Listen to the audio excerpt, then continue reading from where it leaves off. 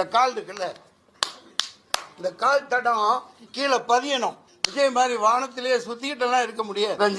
ரஞ்சிதமே உதடு வலிக்க கொஞ்சமேனு உதடு வலிக்க கொஞ்சிட்டு முட்டி வலிக்க எல்லா வேலையும் செஞ்சுட்டு அந்த மனிதன் வந்து ஒரு போன் கூட வரல.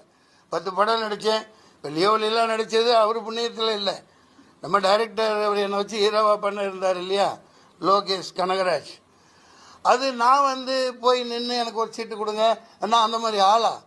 ஏன்னா இந்த அரசியல்ல மட்டும்தான் வித்தியாசமான ஒண்ணு நம்ம பார்க்கலாம். யாரு யாரை எப்ப எதிர்ப்பாங்கன்னே நமக்கு தெரியாது.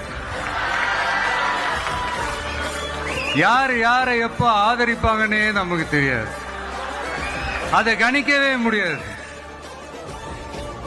அதனாலதான் இந்த அரசியல்ல மட்டும் முன்னாடி எல்லாம் சொல்லி நம்ம கேள்விப்பட்டிருப்போம், நிரந்தர நண்பனும் நிரந்தர எதிரியும் இல்லைன்னு சொல்லுவாங்க.